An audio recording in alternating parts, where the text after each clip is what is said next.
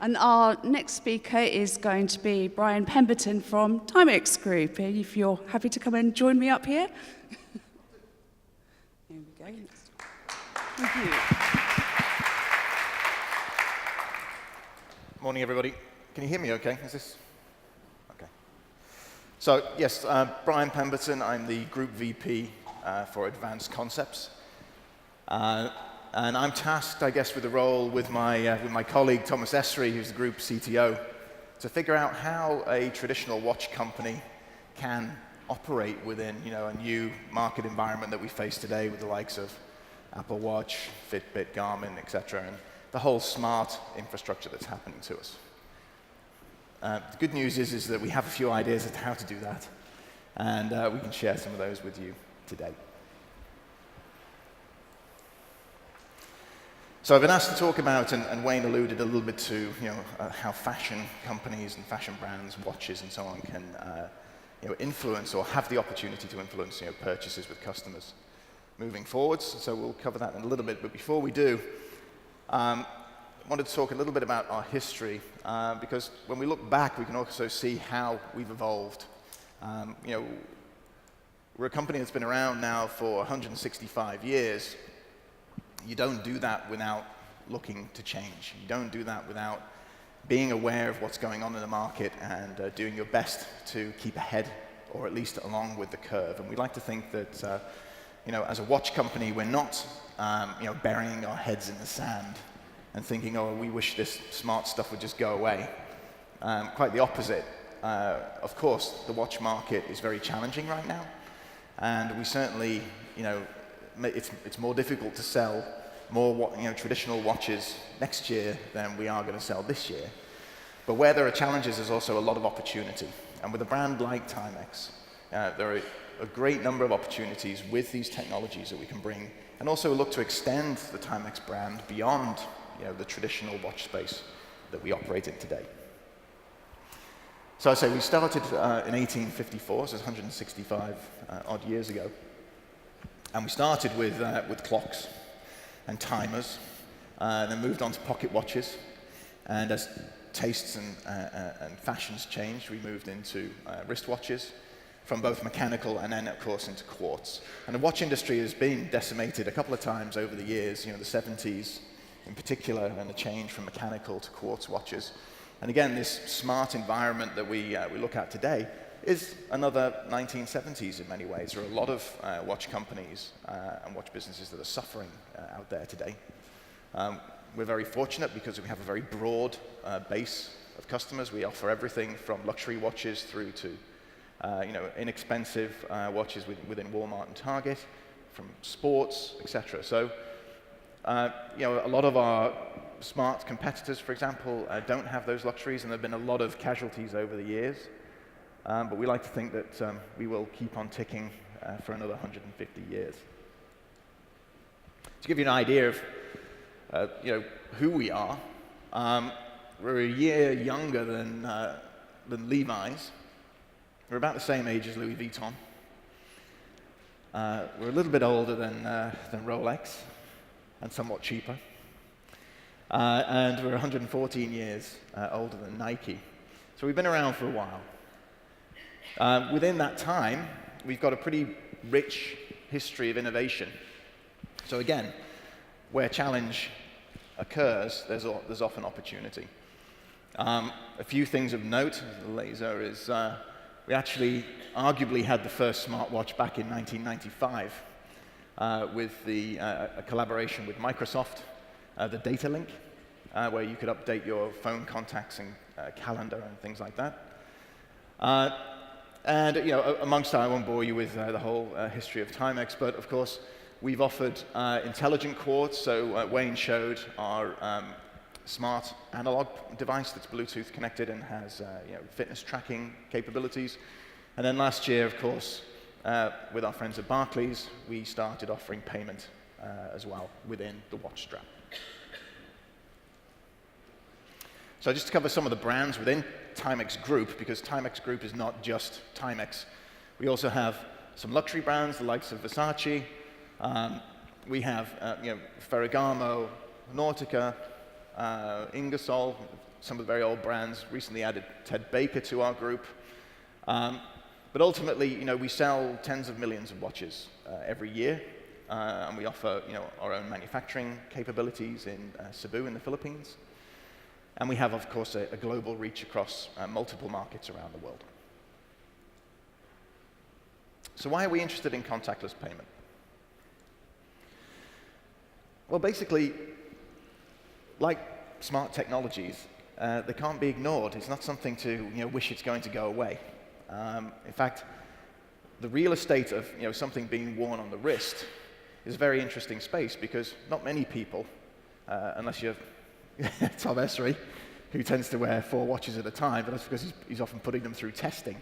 But most people tend to wear 1 watch. Now, we could talk about whether or not that 1 watch is the only watch that you wear a little bit later on. But having that space on the wrist is important. And for something like contactless, that's incredibly convenient. If you have something that you don't have to reach into your pocket and pull out, it's just easily there, accessible. You're getting onto a bus. You want to pay for that coffee. You want to grab a newspaper, whatever it might be. But there's a lot of elements of convenience that are in there. And so for that reason, we're incredibly interested. And it's obviously happening wherever you look, apart from perhaps America, which is taking its time. But everywhere you look, it's taking place. So it's not something that's going to go away. And it's something that we, as a company that provides things that are worn on the wrist, have an opportunity to be a part of.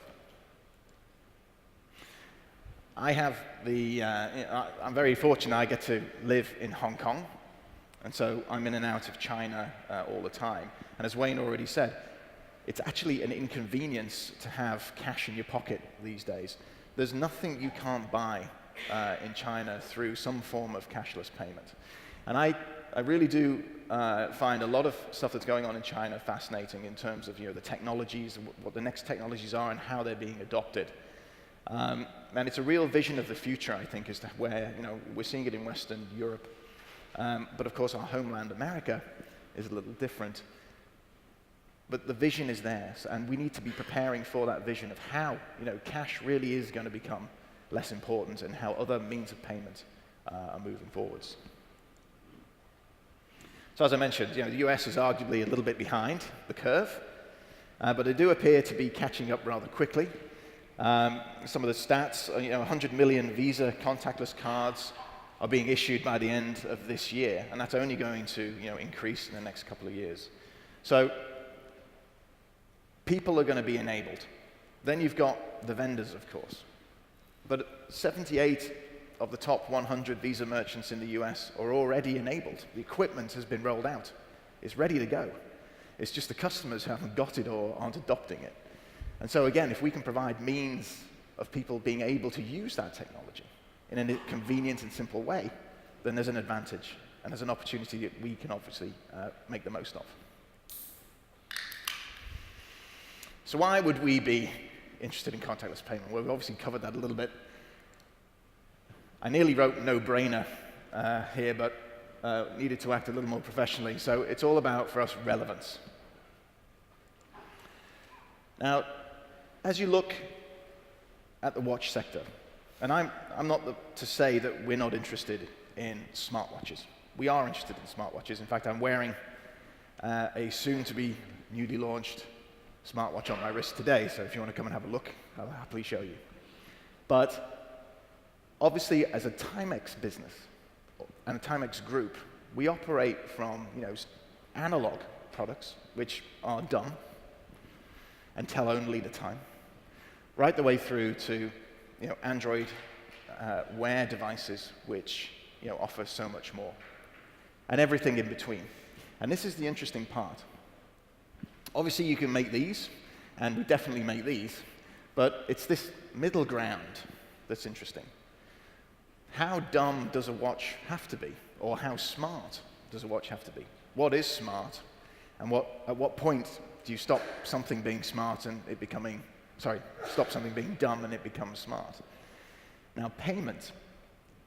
We're not convinced at Timex that everybody wants to wear a device like this all day, every day. Of course, they have their uses. You have notifications, and you look at the stats, and it'll show, fitness, health, notifications, being the top use cases, and payments fast coming along those lines. But you don't necessarily, in a business setting, of course, having notifications is useful. But if you're at the weekend, do you really want to be seeing that you have another 30 unread emails come in that day while you're messing with your kids? We believe that there's opportunity for products to be, multiple products to be worn. And you're seeing this as well in electronic devices. A phone no longer is the only phone you have. You have tablets, you have phablets, you've got various other bits and pieces that people are beginning to have their user experience across different devices. And the same things with wearables. We believe, as long as, of course, that it all ties back into an ecosystem, then why not develop and wear multiple devices? So, of course, as I mentioned already, I don't believe that we're going to sell more traditional watches next year than we did this year. The watch industry is changing. We accept that.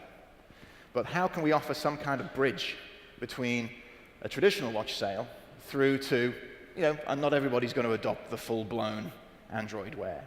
And again, we have devices on our roadmap which fit in between the two. But contactless payment offers us the ability to enhance time, to give this idea of time plus. So you've got a traditional watch, but it also has additional uses. And I thought it was a great case that Rob mentioned about the cup being able to pay for coffee. I mean, of course, it's brutally obvious that why wouldn't you have a cup from an ecological point of view that you can then pay for coffees?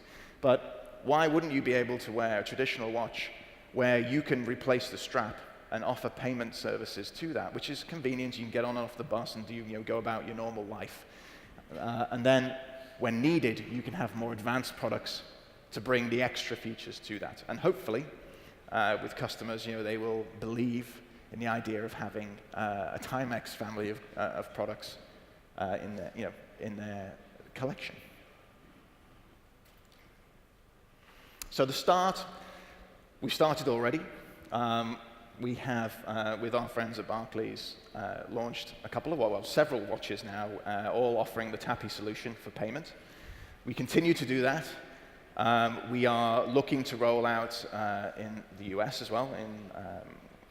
I can't say when, I'm afraid, but it's in advanced plans of looking to launch products in the US and around the world. But our main footprint, of course, or our main homeland, is in the US, and of course we have great relationships with the likes of Walmart, Target, Kohl's, and all the big box retailers. And so we're looking forward to being able to work with our key partners there to bring payment on watches into the future. And that way, as Wayne mentioned in his keynote, hopefully customers in the very near future will be able to have a huge selection of products which are perhaps not fully smart, but certainly enhanced and helping people evolve along this line of developing and taking on board new technologies as we go. I think that was my last slide. Yes. Thank you for your time.